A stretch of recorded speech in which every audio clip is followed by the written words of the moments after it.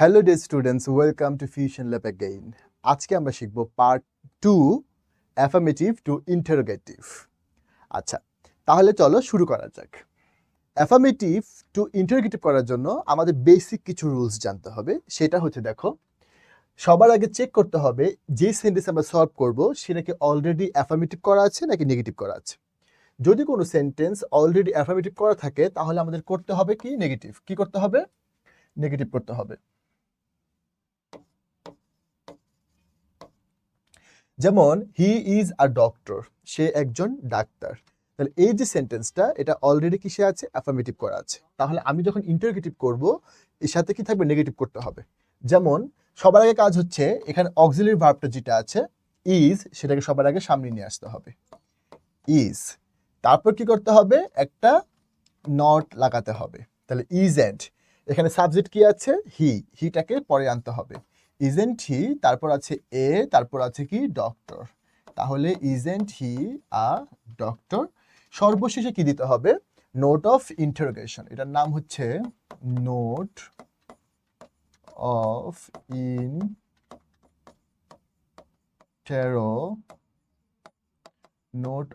Interrogation.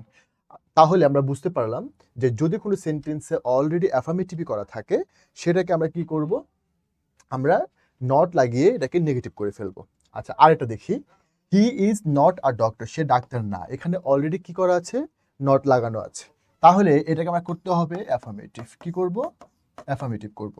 আচ্ছা, তাহলে আমরা একটু আগে বলেছি যে অক্সিলারি ভার্বগুলো যেটা থাকবে সেটাকে আগে আনতে হবে। এখানে ইজ ছিল, ইজটাকে আমি কি করব? সবার সামনে নিয়ে আসব। ঠিক আছে? ইজটাকে সামনে আনার পরে এখানে সাবজেক্ট কি ছিল? হি, হিটাকে তারপর আনতে হবে। তাহলে ইজ হি, তারপর আছে এ, তারপর আছে আর doctor. A are doctor, is he are doctor. তারপর সর্বশেষে নোট অফ ইন্টারোগেশন দিতে হবে। সে কি ডাক্তার? আর এটার বাংলা কি হচ্ছে? সে কি ডাক্তার না? ঠিক আছে, ওকে। সর্বশেষ দেখো আরেকটা আছে, হি উইশেস টু বি হ্যাপি, সে সুখী হতে চায়, তাই না? আচ্ছা, এই সেন্টেন্সের মধ্যে কি নেই বলতো? এখানে কোথাও কোনো অক্সিলারি ভার্ব নেই। আচ্ছা, যদি কোনো অক্সিলারি ভার্ব না থাকে সবার আগে আমরা সেন্টেন্সের মধ্যে খুঁজবো এখানে কোনো বি ভার্ব বা অক্সিলারি ভার্ব আছে কিনা, যেমন অ্যাম, ইজ, আর, ওয়াজ, ওয়ার আছে কিনা। যদি এগুলো না থাকে তারপর আমরা খুঁজবো হচ্ছে এখানে হ্যাভ ভার্ব আছে কিনা, অর্থাৎ হ্যাভ, হ্যাজ, হ্যাড আছে কিনা। এরপরে আমরা খুঁজবো কি, যদি সেটাও না থাকে তখন খুঁজবো হচ্ছে মডাল অক্সিলারি ভার্ব। কি আছে বলো সেখানে? Can, could, shall, should, will, would, may, might, must, ought to, এই সব কিছু হচ্ছে modal auxiliary verb. At the same time যদি এটাও না পাই সর্বশেষে আমরা ডু ভার্ব ইউজ করব, টু ডু ভার্ব। আচ্ছা, তাহলে he wishes to be happy, এখানে কোথাও যেহেতু কোনো অক্সিলারি ভার্ব নেই, কোনো হ্যাভ টু হ্যাভ ভার্ব নেই, কোনো মডেল অক্সিলারি ভার্ব নেই, আমরা তাহলে কি করব? আমরা এখানে আনতে হবে টু ডু ভার্ব। তাহলে আমরা এখানে লিখতে পারি ডাজ, তারপরে এখানে হি আছে, হি ডাজ হি, এখানে আছে উইশ টু বি হ্যাপি। সর্বশেষে দিতে হবে নোট অফ ইন্টারোগেশন। তো স্টুডেন্ট, আমরা বুঝতে পেরেছি এটা হলো বেসিক কিছু রুলস। হ্যাঁ, বেসিকগুলো না জানলে আমরা একটু পরে যে রুলস যাব আসলগুলো সেটা আমরা বুঝতে পারবো না। ঠিক আছে, তাহলে আমরা পরের স্লাইডে চলে যাচ্ছি। দেখো, প্রথম রুলস হচ্ছে যদি নেভার থাকে তাহলে আমাদের কি করতে হবে বলো তো? এভার করতে হবে। নেভার থাকলে এভার করতে হবে। আচ্ছা, দেখো একটা সেন্টেন্স আছে, আই নেভার গো দেয়ার, আমি সেখানে কখনো যাইনি। এখানে কি আছে? নেভার আছে। নেভার থাকলে আমাদের কি লিখতে হবে? এভার লিখতে হবে। তাহলে এটা আনসার কি হবে বলো তো? হবে do I ever go there.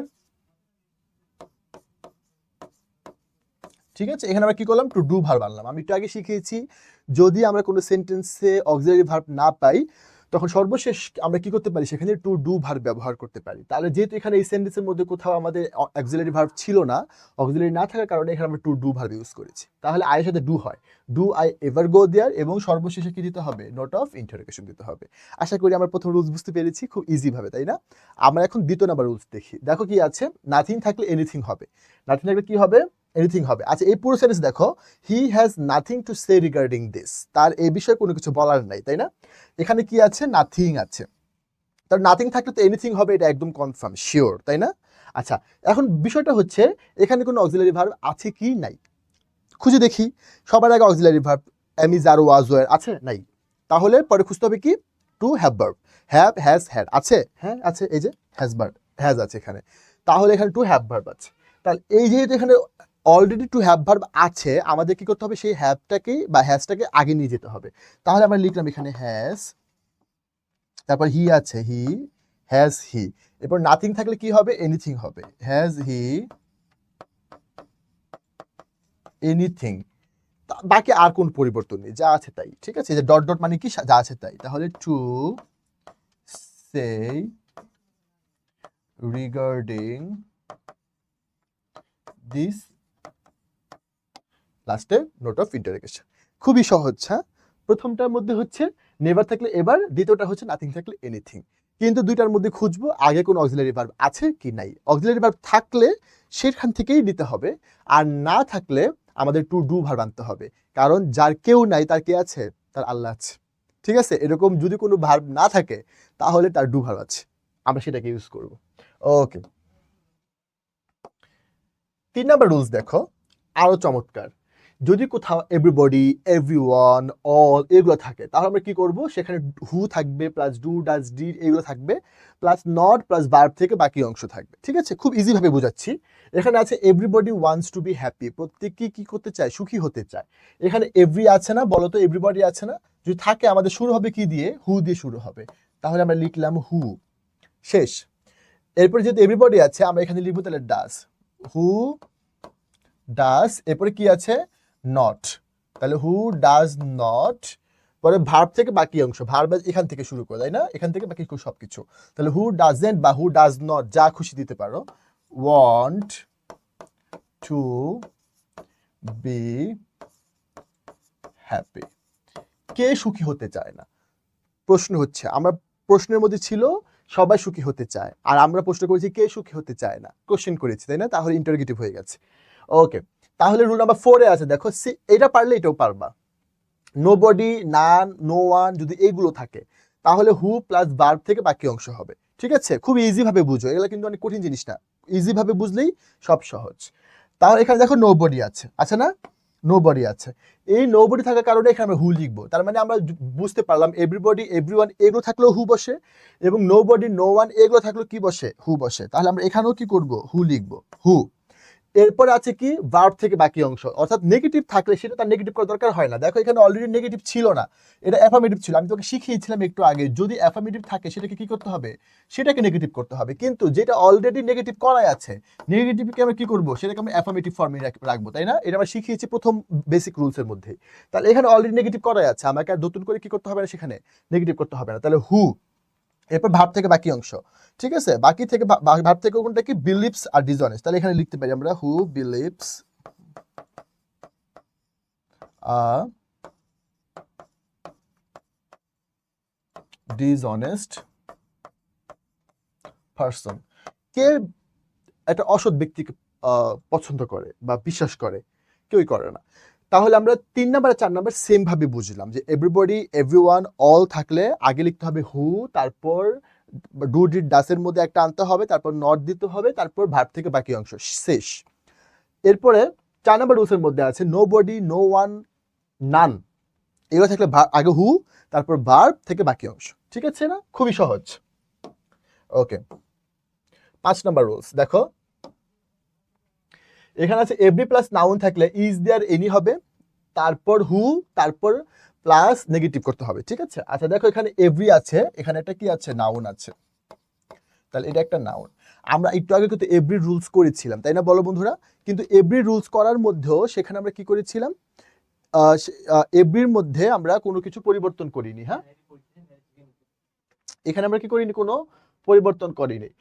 Every আছে, এভরির সাথে আমরা বডি ছিল, এভরি ওয়ান ছিল, এভরি বা অল ছিল, এরকম ছিল। যেহেতু কিছু নাই, তাহলে আমরা কি করব, তখন আমাদের হু দিয়ে করতে হইতো। কিন্তু এখন যেহেতু এভরি প্লাস নাউন আছে, তাহলে আমরা কি করব, আগে লিখবো ইজ দেয়ার এনি,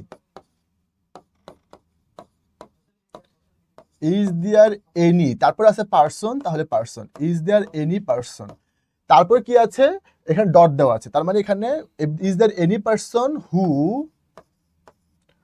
এরপর কি হতে হবে, নেগেটিভ করতে হবে, তাহলে who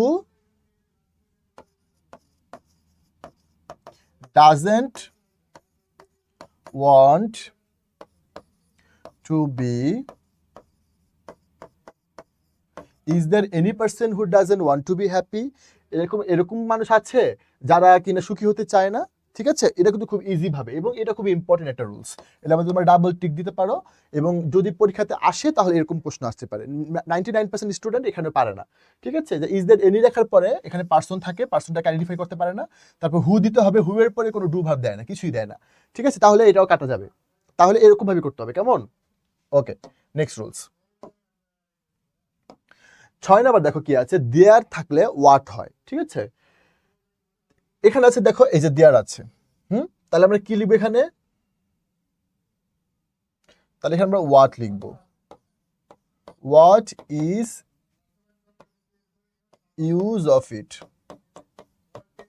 what is use of it. এখানে আর নো আছে, নো থাকবে না, কারণ এটা আমি শিখিয়েছিলাম নেগেটিভ থাকলে সেটা করতে হবে কি অ্যাফার্মেটিভ। এটা অলরেডি নেগেটিভ করা আছে, আমরা এটাকে শুধুমাত্র কি করবো অ্যাফার্মেটিভ করলেই হবে, এখানে কোনো নোটও দেওয়া যাবে না। ক্লিয়ার সবাই? 6 নাম্বারটা সবাই তাহলে ক্লিয়ার হয়েছে, দেয়ার থাকলে ওয়াট লিখতে হবে। ওকে, দেখো 7 নাম্বার রুলস, আমরা মাত্র 8টা রুলসের মধ্যেই এই অ্যাফার্মেটিভ টু ইন্টারোগেটিভ কমপ্লিট করে ফেলবো, কেমন? Okay, it is not matter plus conjunction থাকলে ওয়ার্ড দো হবে। দেখো এখানে আছে ইট ইজ দ্য ম্যাটার, এখানে কনজাংশন আছে, এটা একটা কি ইফ, একটা কি কনজাংশন, তাই না? ওকে, তাহলে এই পুরাটার বদলে কি হবে? লিখতে হবে ওয়ার্ড দো। কি লিখতে হবে? ওয়ার্ড দো। তাহলে ওয়ার্ড দো বাকি যা আছে তাই, হি ফরগেটস টু ডু ইট, শেষ। ইজি, এটা খুব আরো ইজি। হ্যাঁ, অর্থাৎ ইট is not matter plus conjunction থাকলেই আমরা ওয়ার্ড দো দিয়ে করে ফেলবো। তাহলে 7টা রুলস হয়ে গেল, আর একটা রুলসের মধ্যেই এই টপিক শেষ হয়ে যাবে। দেখো, কমপ্লেক্স সেন্টেন্স সমান সমান interrogative clause plus assertive clause plus এর থাকলে কি হবে? যেমন আমরা যদি এটাকে সলভ করতে যাই, একই জিনিস, এটাকে সলভ করলে যা হবে এটাকে সলভ করে একই হবে। এখানে যে I shall go if you come, আমি যাব তুমি যদি আসো, ঠিক আছে? তাহলে এখানে আমরা কি দেখো, এই শেল অলরেডি আছে, আমরা বলে দিয়েছিলাম সবাইকে খুঁজতে হবে সেখানে অক্সিলারি ভার্ব আছে কিনা। অক্সিলারি ভার্ব না থাকলে খুঁজতে হবে হ্যাভ ভার্ব আছে কিনা। হ্যাভ ভার্ব না থাকলে খুঁজতে হবে সেখানে কোনো মডাল ভার্ব আছে কিনা। এখানে কিন্তু মডাল ভার্ব আছে, যেহেতু আছে আমরা এখানে কি করব সেটা আগে নিয়ে আসবো। কিন্তু আরেকটা জিনিস মাথায় রাখবো, এখানে যদি শ্যাল প্লাস নট থাকলে কি হয়, শ্যালেন্ট হয়, কিন্তু এটা ভুল। হ্যাঁ, আমরা শ্যাল প্লাস নট থাকলে সেখানে কি হয়ে যাবে, শ্যান্ট হয়ে যাবে, এটা হবে, ঠিক আছে? তাহলে আমরা এটাকে আগে লিখি শ্যান্ট, শ্যান্ট আই গো, বাকি যা আছে তাই, ইফ ইউ কাম। এখানে আর কোনো পরিবর্তন নেই, সর্বশেষে একটা নোট অফ ইন্টারোগেশন। এটাকে সেম জিনিসই আমরা যে এটাকে আগে কাজ করবো। এখানে দুইটা ভার্ব আছে, দেখো, একটা হলো প্রিন্সিপাল ক্লজ, একটা হচ্ছে সাবঅর্ডিনেট ক্লজ। এখানে যে প্রিন্সিপাল ক্লজ যেটা আছে সেটাকে আগে আনতে হবে, তারপর সাবঅর্ডিনেট ক্লজে কাজ করতে হবে, যার কারণে আমরা এতটুকু কাজ আগে করেছি, তারপর এতটুকু কাজ পরে করেছি, ঠিক আছে? বোঝা গেছে সবাই? আচ্ছা, তাহলে এটা হচ্ছে আমাদের 8টা রুলস কমপ্লিট, তাই তো? আমরা এখন কিছু প্র্যাকটিস করবো। হ্যাঁ, প্র্যাকটিসের মধ্যেই আমরা বুঝে যাব আসলে এটা কতটা সহজ। আমরা আসলে বাসায় প্র্যাকটিস করি না, বা এটাকে আমরা ছোট থেকে ভয় পাই, আর জীবনে করতে চাই না। তো যেহেতু এটাকে আমি খুব সহজভাবে ওদেরকে পড়িয়েছি, তোমরা এখন থেকে খুব ইজিলি করতে পারবে, তাই না? আচ্ছা, দেখো একটা কিছু কোশ্চেন দেখি, তোমরা নিজের করার চেষ্টা করো, আর আমি তো আছি হেল্প করার জন্য। এখানে দেখো কি আছে, he is a great scholar, সে একজন কি খুব বড় মানের একজন স্কলার, তাই না? আচ্ছা, তাহলে এখানে সেন্টেন্সটা কি বলতো? এই সেন্টেন্সটা হচ্ছে অ্যাফার্মেটিভ করা আছে। অ্যাফার্মেটিভ যেহেতু করা আছে, আমাকে করতে হবে কি নেগেটিভ করতে হবে। আচ্ছা, তাহলে আমি সবার আগে অক্সিলারি ভার্ব খুঁজবো। তাহলে এখানে অক্সিলারি ভার্ব কোনটা? ইজ। তাহলে ইজেন্টটাকে আগে আনবো, ইজ, তারপর এখানে নট লাগাইতে হবে, isn't. Isn't he a great scholar, ঠিক আছে? সে কি একজন বড় মানের একজন স্কলার না? খুবই কিন্তু সহজ, তাই না? জাস্ট খালি ইজটাকে ফাইন্ড আউট করবো, ফাইন্ড আউট করে এটাকে সামনে নিয়ে আসবো এবং তার সাথে কি করবো, একটা নট লাগিয়ে দেবো, শেষ, কমপ্লিট। এরপরে I have nothing to say, এই যে দেখো নাথিং আছে, নাথিং থাকলে কি হবে আমরা শিখিয়েছি। হ্যাঁ, তাহলে কি হবে, এনিথিং হবে। যেহেতু এখানে হ্যাভ অলরেডি আছে, তাহলে হ্যাভটাকে আমি আগে নিয়ে যাব, তাহলে হবে হ্যাভ আই, নাথিং আছে, তাহলে হবে কি এনিথিং, এনিথিং টু সে। এখন তোমাদের মধ্যে প্রশ্ন আসতে পারে যে স্যার আপনি তো একটু আগে করিয়েছিলেন যে এখানে ডু আই দিয়ে করিয়েছিলেন, হ্যাঁ, ডু আই এভার দিয়ে, বা তখন কেমনে করালেন, বা ডাজ দিয়ে করিয়েছেন? আমি তখন করেছিলাম এর কারণ হচ্ছে তখন কোনো ভার্ব ছিল না, কোনো ওই অক্সিলারি ভার্ব ছিল না, কিন্তু এই যে সেন্টেন্সটার মধ্যে অলরেডি কিন্তু এখানে টু হ্যাভ ভার্ব আছে। যদি কোনো ভার্ব আমি এর আগেই পেয়ে যাই তখন আমি সেটা দিয়ে করব। আর ভার্ব না থাকলে কেবলমাত্র কি আমি তখন যাব ওই ডু ভার্বের মধ্যে। ঠিক আছে, ক্লিয়ার? এরপরে I shall never forget your advice, আমি তোমার যে অ্যাডভাইস উপদেশ সেটা আমি কি কখনো ভুলবো না। আচ্ছা, যদি সেটাই হয়, এখানে নেভার আছে, নেভার থাকলে কি হবে, এভার হবে। এখানে শেল আছে, শেলটাকে তাহলে আগে নিয়ে যেতে হবে। ঠিক আছে, তাহলে শেল আই, এখানে নেভার আছে তাহলে কি হয়ে যাবে, এভার। শেল আই এভার, বাকি যা আছে তাই, আর কোনো পরিবর্তন নেই। Forget your advice, clear? খুবই সহজ। সর্বশেষ একটা আছে, এভরিবডি ফিয়ার্স ডেথ, সবাই কি মৃত্যুকে ভয় পায়। এখানে এভরিবডি দেওয়া আছে, এভরিবডি, এভরিওয়ান, অল থাকলে আমি শিখেছিলাম সবার আগে কি করতে হবে, হু লিখতে হবে, তাই তো? হু। যেহেতু এখানে কোনো অ্যামিজ আর ওয়াজ ওয়ান নেই, তাহলে আমাদের ডাজ টু ডু ভার্ব আনতে হবে। তাহলে ডাস, এরপর আনতে হবে নট, তাহলে হু ডাজেন্ট। এরপরে কি করতে হবে, এখানে যা থাকবে তাই লিখতে হবে, তাই তো? হু ডাজেন্ট ফিয়ার্স ডেথ, কে মৃত্যুকে ভয় পায় না, এবং লাস্টে নোট অফ ইন্টারোগেশন। এই তো শেষ হয়ে গেল পার্ট 2। তাহলে পরবর্তী পার্ট 3 দেখার আমন্ত্রণ জানিয়ে আজকে ক্লাস আমরা এখানেই শেষ করছি।